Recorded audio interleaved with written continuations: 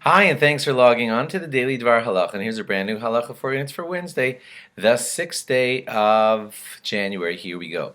You know, we've been discussing the laws of Shehecheyanu on big ticket items when you buy them and they bring you a lot of great joy. But I just want you to know, as we're going to talk about today, that the rabbis differ on some of these matters. They say that there are some people who say that there's no bracha at all on a new home. And we had been discussing in the last day or two that there are rabbis who do say that you make a Shehecheyanu bracha for the great joy of having a new home.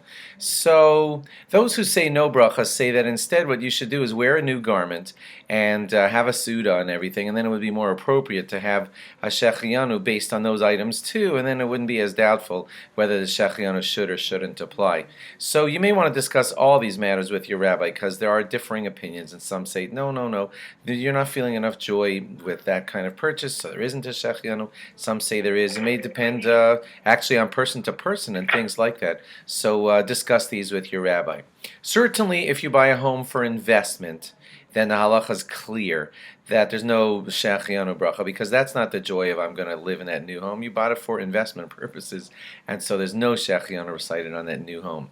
If you get new utensils, like let's say a washing machine or something, and if you're the kind of person that's going to bring you a great amount of joy, then you should have that bracha recited when it's installed. When it's installed is when you'll start having the joy, not when it's still like not even functional or anything like that.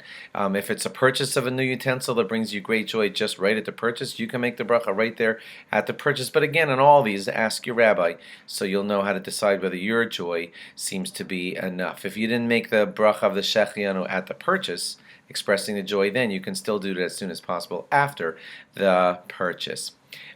When somebody buys a brand new car, certainly that should be a case of pretty big joy. The reason why sometimes some people will say no is because the same thing we said about the house yesterday, which is that sometimes you owe car payments on that car and you don't really own it. The bank does for the next couple of years, and after all of your payments with interest, that's when you'll own it. So then it's not really your car. Again, you should discuss that matter with your rabbi. There is a Pri Megadim that says that in cases like this where you're in doubt, maybe the safe thing to do is to say the bracha of Shehecheyanu, but without God's name in it.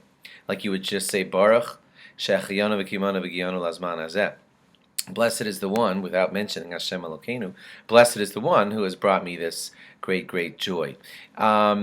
Suit or a hat, which for a guy is a brand new suit or hat, which is for a guy probably usually a big ticket item and brings joy, then according to a lot of poskim, a Shehecheyanu would be warranted in that situation. But again, you may want to discuss it with your rabbi. Thanks for logging on, and log on again tomorrow for more.